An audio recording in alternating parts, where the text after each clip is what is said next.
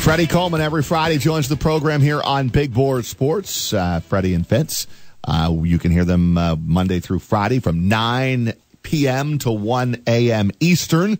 I always enjoy the ride home from WNYT, listening to those two. Phenomenal job. And Freddie, we really appreciate everything you do for us here in the Capital Region. Every Friday morning, we talk to ESPN's Freddie Coleman about the National Football League, and we are upon Wild Card Weekend. Good morning, Freddie.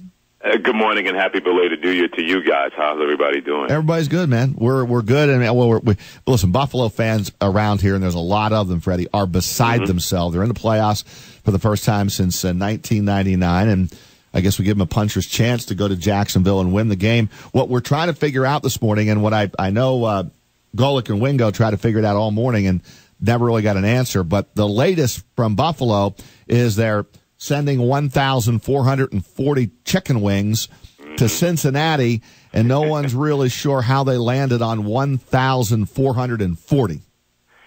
That's a great question, because I think people are still trying to figure out how the Buffalo Bills landed in the playoffs by virtue of Cincinnati beating the Baltimore Ravens when it seemed like the Ravens were going to win that game and Cincinnati was going to give it up. So whatever number that they were able to come up with when it comes to the Buffalo Wings, the only number they care about is Sunday afternoon when they play the Jacksonville Jaguars. And I think they're more concerned with what kind of team we're going to see. Are they just happy to be there after ending that drought, or they believe realistically they have a chance to go down to Jacksonville and win that football game? And whatever number that is with the Buffalo Wings, or first downs or total yardage, I'm sure the number they care about is having more points at the end than Jacksonville when it's all said and done. No doubt. And the line I'm looking at right here is 8. Jacksonville favored by 8. Do you give them a good chance, or would you give them a good chance to go to Jacksonville and win? I think it's a chance, but if LaShawn McCoy is not even close to, let's say if he's not even close to being 80%, that means you have to have Tyrod Taylor go out there and win that ball game. And if you're one-dimensional against the Jacksonville Jaguars defense, and I know they have not played well the last 2 weeks of the regular season, but they're going to have their backup and they're going to be bowed up, ready to go. And they're not going to let a Buffalo team believe for 1 second they got a chance to go in there and beat them. But if you allow a team like Buffalo to hang around with a hurt LaShawn McCoy and they believe that no one believes in them, if you do that, Jacksonville's not good enough where they can just throw their helmets out there and rest on that and think that's going to be enough to beat the Buffalo Bills. If you're going to win this game, if you're Jacksonville, you got to hit them early, hard, and frequent. If you allow Buffalo to hang around and believe they can win that game when all the pressure's on Jacksonville, I want to see how they handle that, if that's going to be the case, if this game is close in the fourth quarter. How many times do you think Bortles will put it up? If you're Jacksonville, if he puts up 30 times, then that's not a good recipe, because you're going to go as far as he is able to make plays, but that running game is going to have to lead the way. Now, Blake Bortles has been terrific in December. He has not been a problem for the Jacksonville Jaguars, but I still wonder if you have that one play early where he throws that interception or makes a bad play, how much of that could override him and override what we've seen in the last month or so, Roger. So as well as he's played lately, I still wonder if he's the kind of guy that, okay, we need him to make a play when everybody knows he needs to make one. And if they are able to stop that running game of Leonard Fournette and then you put that pressure on Blake Bortles, I still wonder if he'll be able to handle that, deal with that, and make plays when they become one-handed, if Buffalo's able to do that. Freddie, this is the postseason, but if you look at the lines Vegas has set for these games, I mean, it feels like somewhere strangely in the middle of the regular season between two teams that, almost don't belong on the same field together. In other words, what I'm getting at here is the closest spread the wild card weekend is Atlanta at Los Angeles, and the Rams are favored by 6. Are you surprised that some of these matchups aren't a little bit closer in terms of the spread?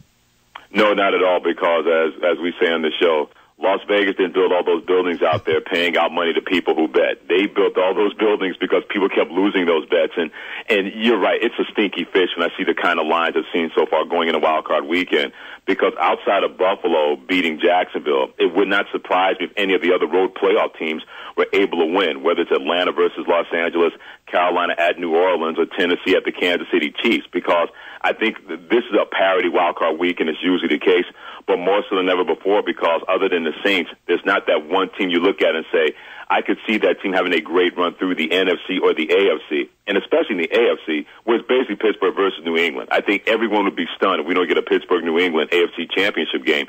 In the NFC, they're deeper and there's more of an effort that you have to get through to try to get to the NFC championship game in the Super Bowl. But Las Vegas put these lines out there. They're encouraging people to maybe take the underdog, and that's how they get you. That's why they have those tall buildings out there in Las Vegas, because they get enough suckers to go on one side, and that's how they make their money. So, no, I'm not surprised by these lines at all. Freddie, which favorite do you think could go down this weekend? Again, I know it seems to be fairly wide. Anything's possible. Chiefs, Rams, Jacksonville, and New Orleans are your four favored teams. It's almost a toss-up between the Chiefs and the Rams, but I'm going to go with the Rams for this reason. I think the Rams are really good, and everybody's going to focus on what the Atlanta Falcons are doing and Matt Ryan. Can they bounce back from what happened last year in the Super Bowl, of course? And the Rams are Jared Goff and also Todd Gurley, how they've been able to play on offense. But keep an eye on Aaron Donald. For my money, he may be the best defensive player in the National Football League. If he's having an impact early, then I wonder what kind of identity Atlanta Falcons will be able to find. That being said, the Falcons had that playoff experience, and the Rams don't. And you wonder how much of that could factor, even though this game is at home in Los Angeles. The Falcons believe they're not that far away from being that team that got their championship last year, so we'll see. But it would not surprise me. I think that's the one underdog that I believe could upset anybody else so far this weekend. It would be the Atlanta Falcons team with their experience against the young Los Angeles Rams team having their first taste of playoff football. And Freddie, I think you may have already answered this in a previous question, but I'll ask it anyway. If you had to pick one team from the 4 wild card games to win the Super Bowl, who would it be? It would definitely be New Orleans, because I think if they get past Carolina, I could see this team going on the road and winning in either Philadelphia or Minnesota or anywhere else to get to the Super Bowl, because that running game with Mark Ingram, Alvin Kamara, that's going to travel. Now you don't have to have Drew Brees trying to make every play, although it's still nice that if that has to happen, you have a guy to complete over 72% of his passes to set an NFL record for completion percentage in the regular season. Their defense has been able to force some turnovers as well. That's the one team I look at with their quarterback, with their running game, with their defense, and their coach. That's the team that I had circled about 3-4 weeks ago that I started to believe in them a little bit more, getting into the playoffs, not only there but also winning and getting out of the NFC. I know they lost to Tampa Bay last week. Those are division games. Those things are going to happen when you have a rivalry like that.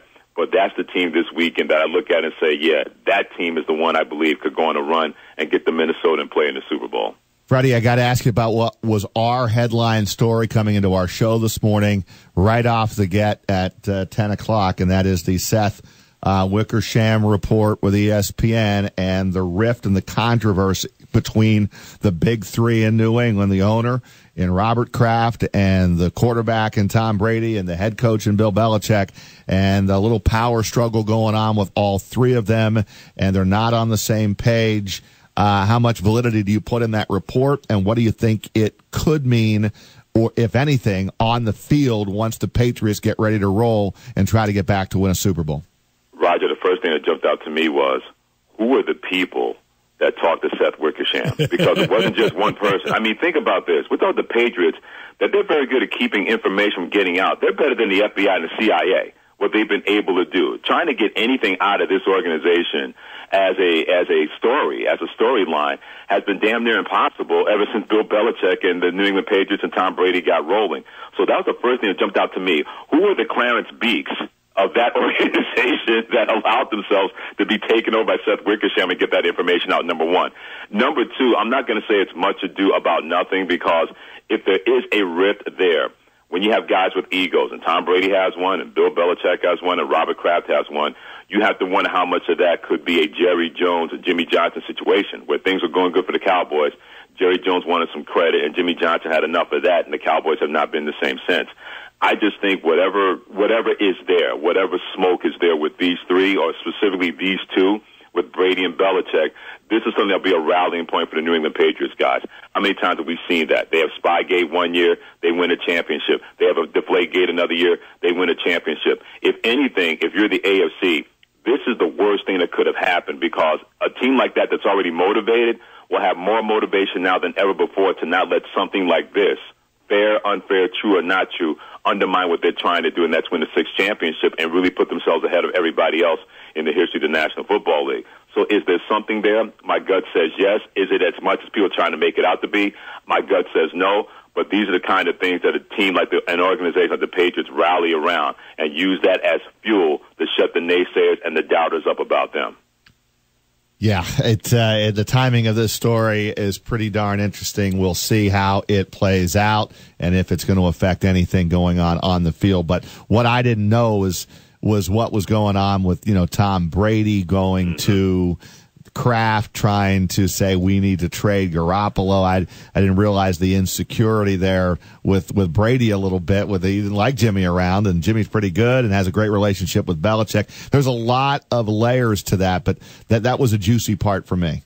Yeah, it's funny because I remember Herm Edwards. We had a conversation about 2 years ago, and I was asking about Jimmy Garoppolo and everything like that. He said he remembers sitting with Tom Brady when the Patriots drafted Jimmy Garoppolo, being the next guy after him, and Tom Brady looked at him and said, "Coach, I don't know why they would do that because I'm not ready for the football grave yet." And I said to myself, Jimmy Garoppolo hasn't played it down in the National Football League. Why would he say something like that to Herm Edwards or to put it out there with anybody?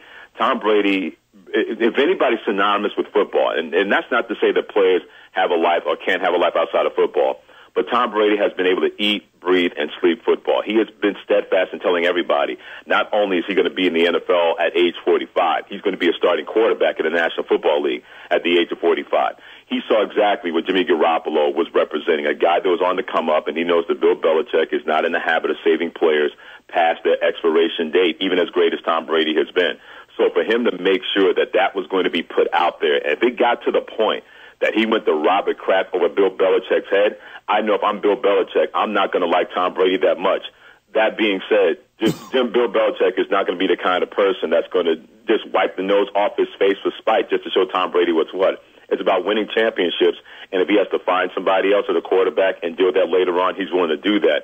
But Bill Belichick seems to be the kind of person that no matter how Tom Brady's feelings were hurt and what went down with Jimmy Garoppolo, it's going to be about the team and winning a championship, and then they'll do that other stuff at a later date. That's how Bill Belichick operates. Freddie Coleman, you're the best, man. We really appreciate it. Have fun watching all these games. 2 tomorrow, 2 on Sunday, and we'll take the next step with you this time next Friday. Yeah, with the Polar Cap region hitting Connecticut, I'm not going anywhere once I get home tonight for my radio show, believe me. I hear you on that, man. Good weekend just to hunker down, man. Just hang out and enjoy the NFL and the wild card weekend. Freddie, we appreciate you very much, and we'll talk to you next week. My pleasure, gentlemen. Have a good weekend as well. Talk to you soon. Thank you, Freddie.